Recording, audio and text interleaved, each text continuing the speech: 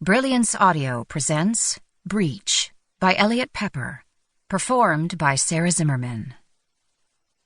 Emily Kim admired the exquisite control with which the food stall vendor prepared thé tariq.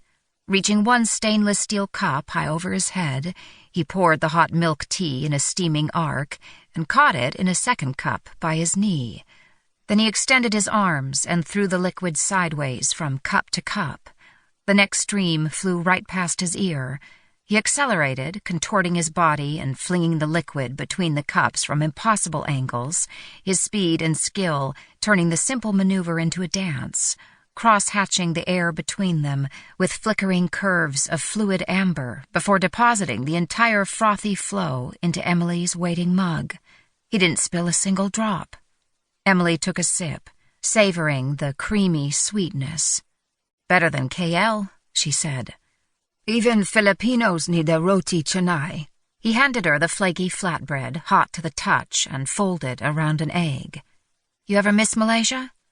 "Same, but different." He shrugged. "Camiguin's got everything." Emily looked around, trying to see the tiny island she'd called home for a dozen years through fresh eyes. Elegant timber and glass buildings lined the waterfront, with tropical cumulus clouds massing above the turquoise sea beyond.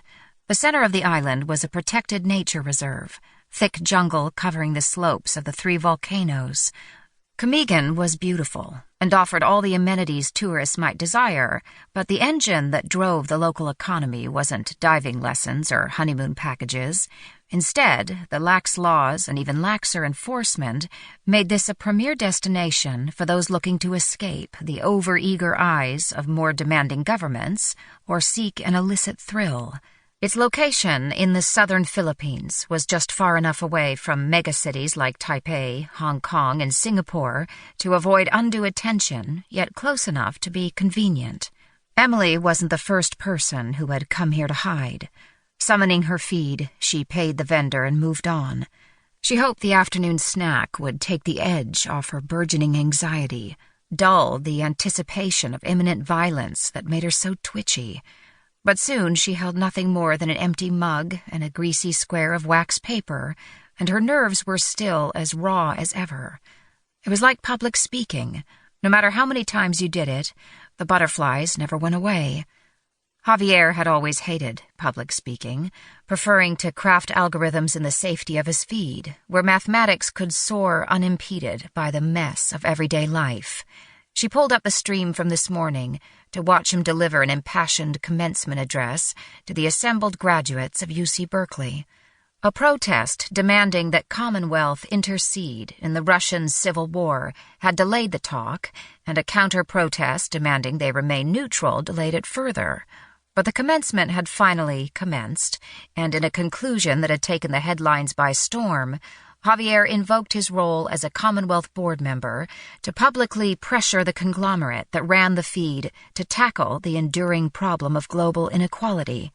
Emily had to admit it was impressive what Commonwealth had accomplished since the feed blackout a decade before. After U.S. government had tried and failed to nationalize Commonwealth in a misguided attempt to establish a global empire, the conglomerate that ran the feed had declared itself sovereign, making its ubiquitous information infrastructure even more integral to the global economy as it secured its independence and later its quiet dominance in the New World Order.